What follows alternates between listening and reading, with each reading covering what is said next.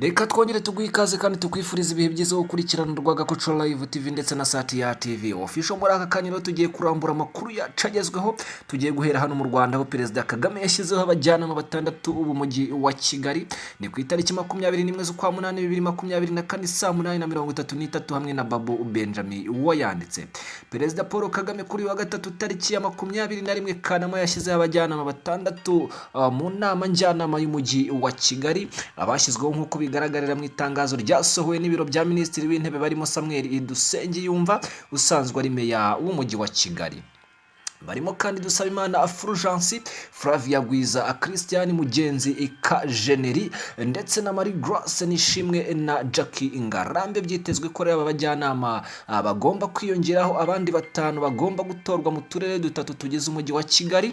Aba bajyanama 11 rero nibo bazitoramo biro nyobozi y'inama njyanama hamwe na komite nyobozi y'umujyi wa Kigali igizwe na meya wawo na ba vice meya babiri.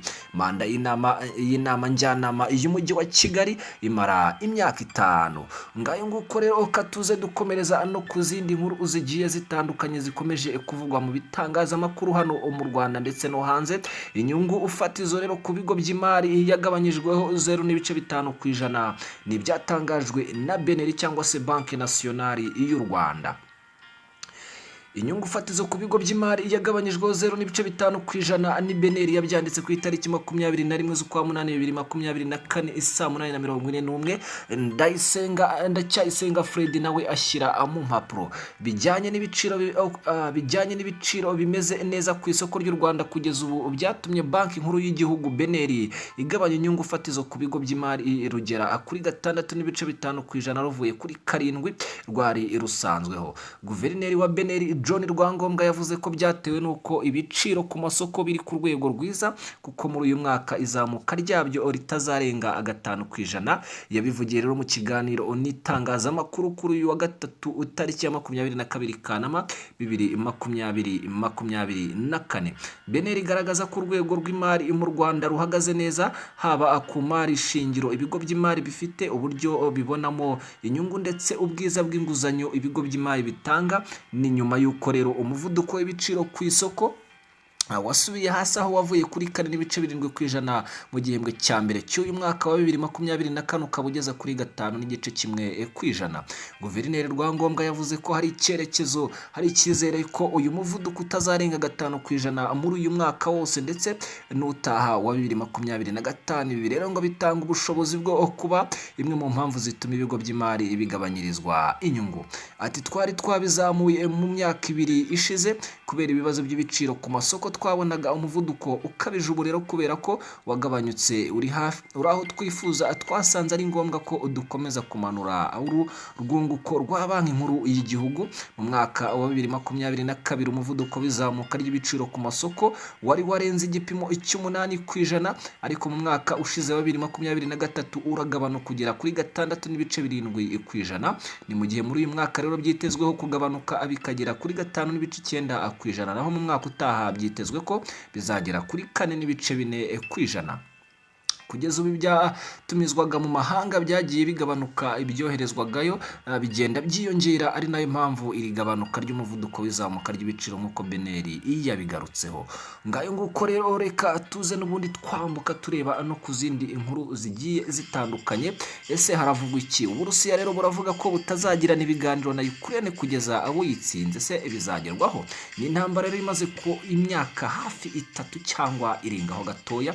Uburusiya buravuga ko butazagirana ibiganiro na Ukraine kugeza abo yitsinze. Nkuru yanditswe ku itariki 21 z'ukwa munani 2024 saa 10:34 hamwe na Denis Nsengiyumva. Abayobozi mu Burusiya rero baravuga ko rwose ubwirinzi bw'ibitero byo mu kirere bw'Uburusiya bwahanuye indege zitagira abaderevu 11 za Ukraine zari zoherejwe gutera Moscow muri kimwe mu bitero bikomeye nk'ibi byibasiye umurwa mukuru. Umuyobozi wungirije w'akanama gashinzwe umutekano mu Burusiya Dmitry Medvedev avuga ko kwinjira kwa Ukraine mu karere ka Kursk ku Burusiya bivuze ko nta biganiro bizaba hagati ya Moscow na Kyiv kugeza igihe Ukraine izatsindirwa. Mu ruhande rero rwacyo. Ku ruhande rwacyo rero igisirikare cya Ukraine cyatangaje ko cyahanuye indege zitagira abaderevu 50 muri 69 zoherejwe n'Uburusiya mu ijoro rimwe, nk'uko iyi nkuru dukesha Al Jazeera ibivuga. Mu nyandiko yanyujije rero kuri Telegram, Depite Yaroslav Zelensky avuga ko rwose abadepite 281 ba Ukraine batoye kwemeza stati ya Roma, ikintu cy'ingenzi igisabwa kugira ngo Ukraine yinjire mu muryango w'ubumwe bw'ibihugu by'Uburayi. Ngayo nguko rero reka atuze turebe n'indi nkuru. Ese Ukraine ho haravugwa iki kugira ngo tujye tubaranza? Ukraine yatoye kuba rero umunyamuryango wa ICC kugira ngo ibone kwirega igihugu cy'Uburusiya. Uwo rero ni Volodymyr Zelensky, umuyobozi cyangwa se perezida w'igihugu cya Ukraine ukomeje guca agahigo rwose atera igihugu cy'Uburusiya cy'igihangange cyatinywaga n'amahanga ndetse n'abo bakunze kwita West, ariko rwose yaragiteye afata umujyi wa Kursk. Ukraine yatoye rero kuba umunyamuryango wa ICC kugira ngo ibone kwirega igihugu cy'Uburusiya. Inkuru yanditswe ku itariki 21 z'ukwamunani 2024 saa 11:19 hamwe na Ndacyayisenga Fred. Inteko ishinga amategeko ya Ukraine yatoye kwinjira mu rukiko mpuzamahanga mpanabyaha ICC mu rwego rwo gushaka kugeza abakekwaho kuba ari abanyabyaha b'intambara bo mu Burusiya. Kuri wa gatatu rero inteko ishinga amategeko yatoye kwemeza stati Roma itanga inzira yo kuba umunyamuryango wuzuye wa ICC.